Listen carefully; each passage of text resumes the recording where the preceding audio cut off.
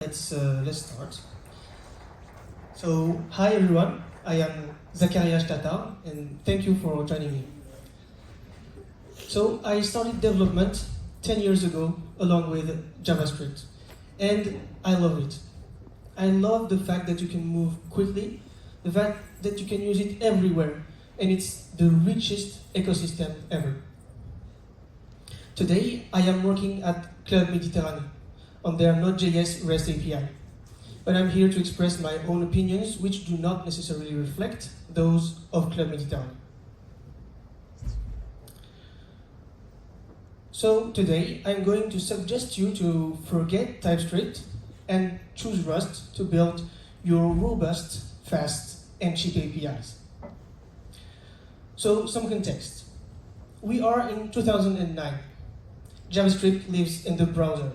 It's mainly used to make animations and submit asynchronous forms. Until some bright people decided to extract JavaScript virtual machine from Chrome and create the Node.js module system. The abstraction was so powerful that it created a rich ecosystem of JavaScript framework, this craziness of Ember, React, Angular, Vue. Suddenly, it became really easy to reuse and build upon JS code.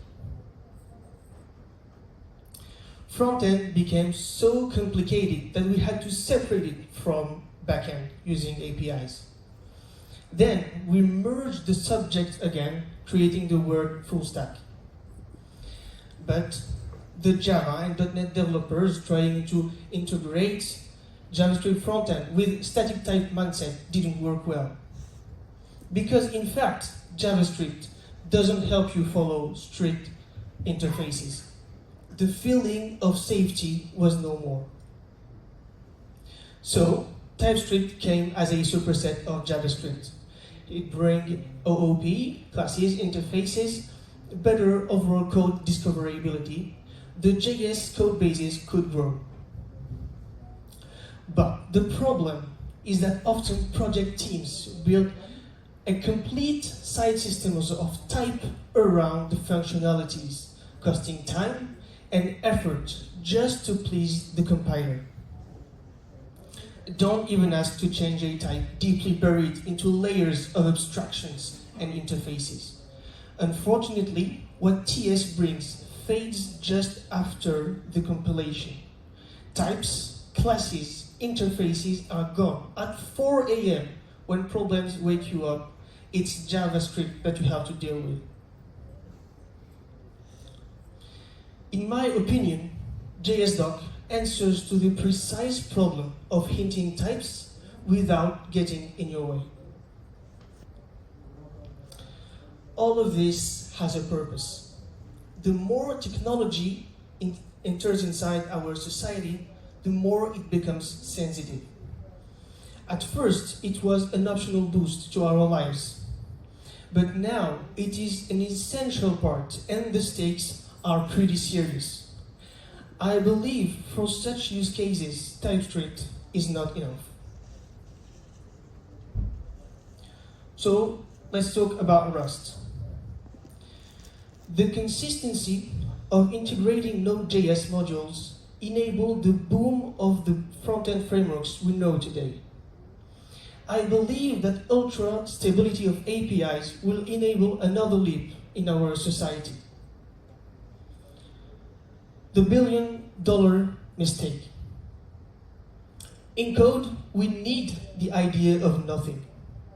But when a value is unexpectedly null or undefined, this is an invalid state, and we do not need this. In other languages, we should implement getters, setters, and think of absurd cases to cover this fake cat that can be alive and hungry at this same time. This can be implemented in any language.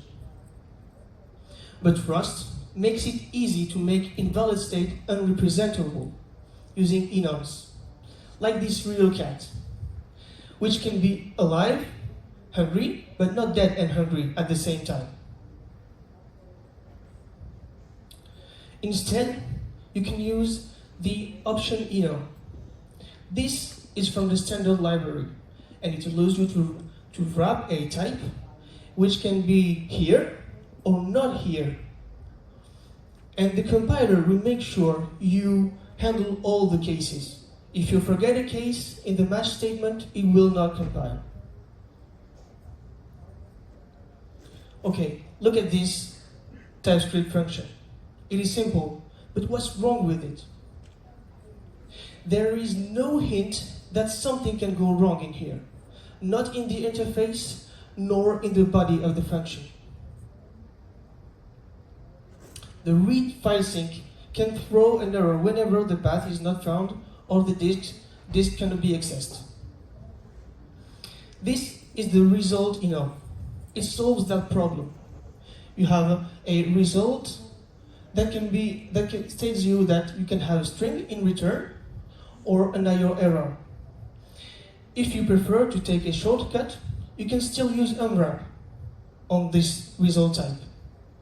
The important thing here is that we need to clarify that something here can go wrong. It's even better when it's embedded in the language. Who remembers the left pad incident in 2016? When a developer unpublished his modules from NPM and breaking in the same time builds of companies all over the world. 11 lines of his left pad module were depending on big projects, and this broke NPM install everywhere during 2 hours until NPM decided to republish it. This cannot happen in our professional world. Crates.io, which is the NPM registry for Rust, doesn't allow unpublishing. Instead, it flags the packages, the crates, and it can still be depending on projects that already have it, but not on new projects. This is a big security. Let's take an example of a guy who is famously hard to please in terms of code, Linus Torvalds. For the development of the kernel of Linux, he needs to attract young developers. He has a lot of vulnerabilities coming from the language that's used to develop the kernel, C. And C++ is not an option. It's not safe enough. Last year, Rust has been introduced as a second developing language in the kernel. This is a big sign of trust towards the Rust ecosystem. The same thing goes for Microsoft for Windows and also Google for Android. Rust is fast. In fact, it's sea-level fast. In 2017, this paper shows that it's far ahead from JavaScript and TypeScript language. You will also note the difference in terms of energy consumption between JavaScript and TypeScript. This is because of the JavaScript generated more than what is needed. GitHub hosts a lot of code, and we need to search in this code, and code searching is not like text searching. So, the indexation with Elasticsearch took them several months. With Rust and Kafka, they did it again, and it indexes their whole code in 36 hours. I highly encourage you to look at this blog post. You can have the slides, and there are a lot of links in the slides. This is very interesting. Cloudflare sells an HTTP proxy, but they had a singular problem. Nginx was not fast enough. The fastest HTTP proxy coded in C was not fast enough. So they did it again in Rust. They were able to allow sharing connections between threads, and this gave them a lot of big numbers in results. Discord, they have a message read service. Whenever you post a message, you read it, you connect, this is involved in a cache of a few billion entries. They had latencies every 2 minutes, and they found out that it comes from Go garbage collector. They did it again in Rust. And surprisingly, it was better on every single metric in blue. The poses here you can see of the garbage collector. Rust is cheap. It is cheap because it doesn't consume a lot of energy, time, and memory. It is also cheap because it produces less bugs. The paradigm pushes you to build correct code. Of course, the learning curve is steeper because you need to push correct code. You cannot go fast as JavaScript. But it gets better after that. There is also less absurd test cases to cover, which is less error-prone. Rust is attractive. This is the most admired language, according to Zacaria Flow survey, for 8 years. This is really the thing that dragged me to Rust. How something that is known for being difficult is also the most loved. This is the only place where there are more developers available than offers. There is in fact a barrier entry. The offers now require all senior C++ developers. Otherwise, there are a lot of Web3 projects that accord, that give their trust to Rust. We are in a chicken and egg problem now. Junior developers cannot enter the market of Rust. This is also a growing community that has more than doubled since the last year, along with Kotlin, which had the biggest progression. What is technically Rust? It is statically typed, it is compiled, there is no garbage collector. The compiler is developed in Rust, so in the same language you can go and see what happens under the hood. Everything is commented and explained inside the code base of the same compiler. This is a strange, low and high level language. You can code with imperative for while loops. You can code with map filter reduces, but the output of the compiler is the same. There is no cost in abstraction and readability. As a side effect, for developers JavaScript like me, you get closer to the machine and get better at writing correct code. Developers do the memory management guided by the ownership rules and the borrow checker. So there is a very little black box between you and the machine. This ensures a better predictability, thus the stability thing, and it gives an awesome developer experience. You can guess by all the inference that can be done by the IDE. What are those magical ownership rules? There can be only one variable that owns data at a time. There is this ownership thing. There are multiple readers on or one writer at a time, and memory is freed as soon as variable is out of scope. It's like a fundamental problem has been solved. Okay. This is the compiler that helps you when you're learning on your everyday. In Rust, you do not give reference to functions, you give ownership. So this save function takes ownership of the message variable. In the main, you give the ownership of the message to the save. And when the save function ends for the first time, message goes out of scope. You call it again, but it doesn't work because main doesn't have the ownership. And then the compiler is here, and he tells you, hey my friend, you have moved the value here, you are trying to call it again.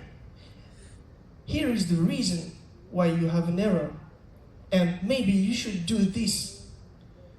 The compiler helps you, literally gives you the answer to what you're looking for. Who now wants to go back to stack traces?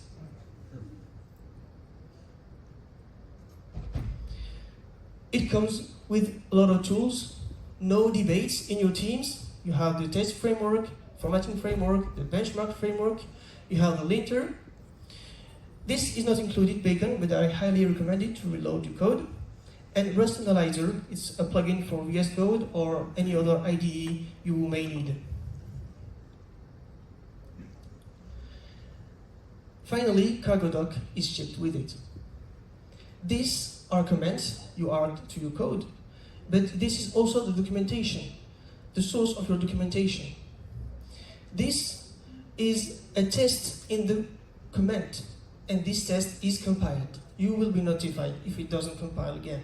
So you can be assured that documentation you are looking online compiles effectively. And to get it, you just have to do cargo doc open, and tada. This is what you have. You didn't need anything to have a full-fledged documentation. Some struggles you may have, of course, projects move slower because you need to get to be correct. You can take shortcuts like the unwrap function I showed you earlier, but hopefully you will not ship it to production. It takes also 3 to 6 months to become productive. This is a different paradigm.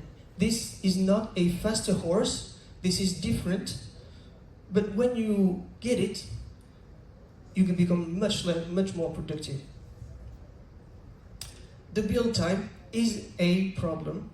There are big feedbacks for big build times, but this is the cost of all the checks you get by the compiler. Like TypeScript, working with external libraries can be difficult because, of course, you are trying to use abstractions, and it's kind of difficult to understand what the library wants from you from the beginning, but it's just a matter of experience in the ecosystem, and for me, it works well after that, after a few times. And yes, the ecosystem is much calmer than JS. It is not strange to use a module that has not been updated 1 or 2 years ago because the modules are done.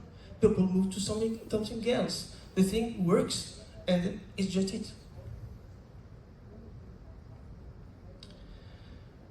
Yes, I didn't say. With ChatGPT and Copilot, it's much more easier to learn. All the resources that I wish I had when I started to learn it are now available. It's great. Okay, I'll try to finish fast with this. This is a project lifetime graphic made by a software engineer named Theo. That's not mine. This guy is on this line. And this is the line of another software engineer who's named Apidays, who's focused on speed and performance. This Theo is focused on flexibility and attaining the product market fit. He explains accurately that projects that start do not know what they will look like in 1 or 2 years. So it's better to use flexible tools like TypeScript, abstract your problems with authentication and database. When you know what you will look like, you know that you are using, you know your clients, and you have problems also of stability or performance or vulnerabilities, then you transition to Rust. Projects like I showed you before didn't pop out in Rust. They found the usage, and then when they had problems, they rewrote. This is a representation of the complexity of projects evolving during time. Yes, it's faster to ship with JavaScript, but even if it's harder to start with Rust, the complexity stays controllable, manageable.